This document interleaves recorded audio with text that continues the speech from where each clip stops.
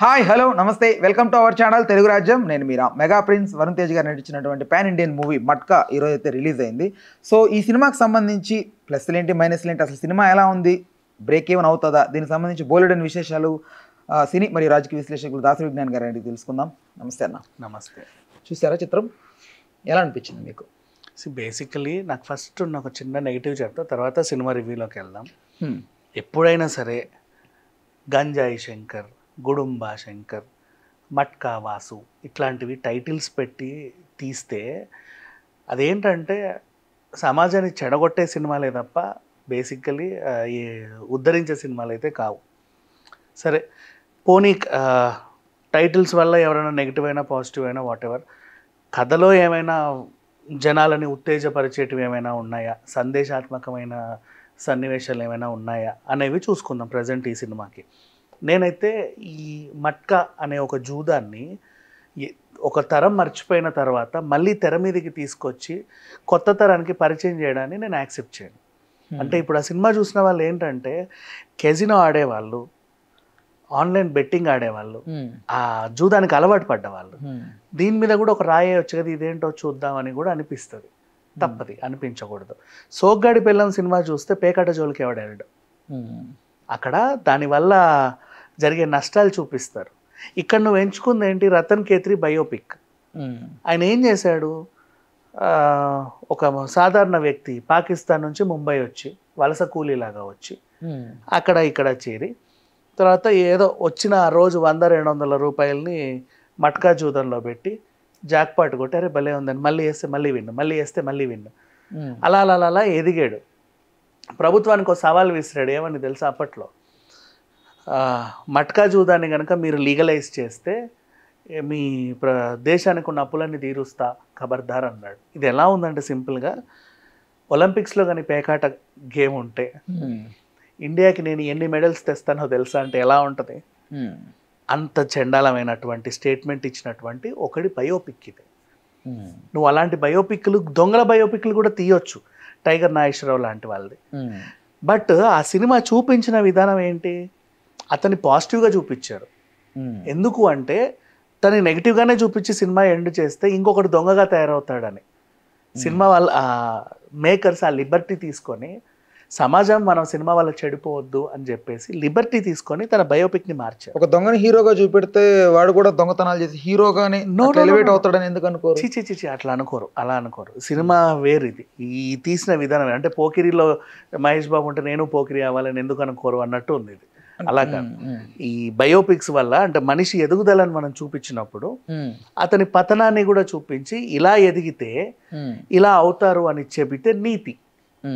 అతని ఎదుగుదలనే చూపించి గొప్ప ఏదో సంఘ సంస్కర్తగా చిత్రీకరిస్తే అది నీతి కాదు.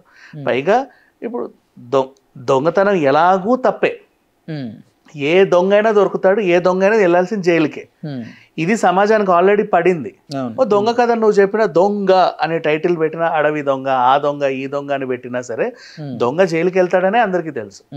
కానీ మట్కా అట్లా కాదు కదా, ఈ జూదము కొనసాగుతానే ఉంటుంది.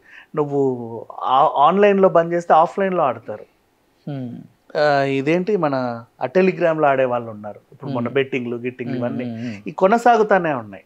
సో నువ్వు వాళ్ళకు కొత్త దేన్ని పరిచయం చేసినట్టే. ఎంత కాదన్నా ఇప్పుడు గోవాలో క్యాజినోలు మూయించగలవా? మూయించలేవు. వెళ్ళే వాళ్ళు ఖచ్చితంగా ఆడాలనుకుంటారు. క్యాజినోలో పెట్టి లక్షలు పోయే కంటే బెట్టింగ్లలో పెట్టి వస్తుందా రాదా అనే కంటే ఈ మట్కా ఏదో బాగుందిరా, ఇదేదో ఆడదాము, కొత్తగా ఉంది అని కొంతమందిని ప్రేరేపించిన విధంగా ఉంటుంది. నెక్స్ట్ మందు తాగితేనే మత్తెక్కుద్ది, ఇద్దాయితేనే మత్తెక్కుద్ది అంటే ఆ గుడుంబ ఏదో ఒకసారి ట్రై చేద్దాము, మన హీరోనే చేసాడు అన్నట్టుగా ఉంటుంది. సో ఒక పెద్ద స్థాయిలో ఉన్నటువంటి హీరోలు, 10 మందికి మెసేజ్ ఇచ్చే హీరోలు. మరి పుష్ప ఎప్పుడు పుష్ప ఏంటంటే అది ఓన్లీ పార్ట్ 1. పుష్ప ఏంటి, తన hero Pushpa is not a smuggler. తనేం చేశాడు, ఒక దగ్గర మనుషులు స్మగ్లింగ్కి మాత్రమే అలవాటు పడ్డారు, వాళ్ళకి వేరే దారి లేదు. సో వాళ్ళకి వేరే దారి చూపించి, సేమ్ లైక్ ఏ దేవరా, వాళ్ళకి వేరే దారి చూపించి ఈ సిండికేట్ మొత్తాన్ని తన వశం చేసుకొని ఫస్ట్ పార్ట్లో ఉన్నటువంటి ఆ పోలీస్కి అంకితం చేసేసి దీన్ని డిమినిష్ చేస్తాడు. అది ఇప్పుడు మనం పార్ట్ 2లో చూడబోతున్నాం. అలా సేమ్ దేవర లాగానే ఇది మంచి కాదు, మనకు బతకడానికి వేరే మార్గాలు బోల్డ్ అన్ని ఉంటాయి అని వాళ్ళకు భయం పెట్టి వాళ్ళని మనిషిగా మార్చాడు. ఆ విషయం చెప్పడానికి పుష్పకి 2 ఎపిసోడ్లు పట్టింది అంతే, అంతమించి ఏంలా. సో ఈ విధంగా చూపించాలి కానీ జనాలని మనం అంటే ఒక దానికి ప్రేరేపించకూడదు. ఈవెన్ సోగ్గాడి పెళ్ళం అప్పట్లో వచ్చిన సినిమానే అతను పేకాట వల్ల రమ్యకృష్ణ ఒక నీతిని చెప్తుంది. సో అట్లా ఇట్లాంటి సినిమాలు మనం సబ్జెక్ట్ ఎంచుకున్నప్పుడే జనాలు ఎలా మోటివేట్ అవుతారు అనేది మైండ్లో పెట్టుకోవాలి. మనం చూపించే తెరకెక్కించే విధానం చాలా important. Now coming to the story. Matka Vasu వీళ్ళ అమ్మని బర్మా నుంచి వీళ్ళ అమ్మతో పాటు వైజాగ్ వస్తాడు. ఇదంతా 1958 నుంచి 1980 ఆ టైంలో జరిగే కథే, రెట్రో కంప్లీట్లీ. వచ్చిన తర్వాత కొబ్బరికాయల కొట్టులో మన అజయ్ ఘోష్ దగ్గర ఏదో పనిలో చేరుతాడు. తర్వాత ఈ మట్కా జూదానికి అలవాటు పడతాడు. అంచెలంచెలుగా ఎదగడం. ఇప్పుడు ఫ్రీ ఈజీ మనీ వస్తుంది అంటే ఈజీ వ్యసనాలు, ఈజీ పరిచయాలు కూడా తోడవుతాయి వాటితో పాటు. కార్లు, బంగ్లాలు, రాజకీయ నాయకులతో పరిచయం, పెద్ద పెద్ద డాన్లతో పరిచయం, అలా ఎదుగుతా ఏదో చేస్తా. ఏం చేశాడు లాస్ట్కి? ఆ ఒరిజినల్ కథని ఎవరినైతే నువ్వు ఎంచుకున్నావో ప్రభుత్వానికి సవాల్ విసిరాడు వాడు. ఒరే మీరు అనవసరంగా అప్పుల్లో ఉన్నారు, ఈ మట్కా జూదాన్ని కనుక మీరు లీగలైజ్ చేయండి, ఎన్ని డబ్బులు వస్తాయి తెలుసా, దేశానికి ఉన్న అప్పులన్నీ తీర్చొచ్చు అని చెప్పాడు. బిజినెస్ మ్యాన్ అలా కూడా నెగిటివ్ అవ్వాలిగా మరి. అది కూడా నెగిటివ్ అవ్వచ్చు, తప్పేం లేదు. బట్ కాకపోతే తెరకెక్కించిన విధానంలో వాడు లాస్ట్కి ఏం చేస్తాడంటే ప్రతి క్లైమాక్స్లో హీరోని గొప్పగానే చూపించి వాడు మంచోడనే చూపించి చేసిన దానికంటూ ఒక కాజ్ చూపిస్తాడు. ఎందుకు చేశాడు అనే దానికి ఒక కాస్ట్ చూపించి పాజిటివ్గా ఎండ్ చేస్తారు. అది దర్శకులకు ఉన్న నైపుణ్యం బేసికల్లీ. సో నువ్వు బయోపిక్ ఎంచుకున్నావు అంటే ఖచ్చితంగా దాన్ని నువ్వేం చేయలేవు. కానీ బయోపిక్లను కూడా జనాల్ని కన్విన్స్ చేసే విధంగా చూపించడం. సో ఇప్పుడు ఇక్కడ ఈ బయోపిక్ నువ్వు ఎంచుకున్న తర్వాత అతని గురించి నువ్వు చెప్తున్నావు. ఇప్పుడు అందరు కూడా అబ్బారు అతనికే ఇలాంటి వాడు ఉండాలిరా అని చూపించాడు. బట్ హర్షద్ వర్షిని అలా చూపించలా, హర్షద్ మెహతాని అలా చూపించలా. భాస్కర్ ఏదో మొన్న లక్కీ భాస్కరే కానివ్వు, స్కామ్ 1992 కానివ్వు, హర్షద్ మెహతాని గొప్పగా ఏం చూపించలేదు. You understand? అది ఎప్పటికైనా సరే ఇల్లీగల్ అనేసి లాగానే ఎండ్ చేశారు దాన్ని. సో అట్లా చూపించాలి.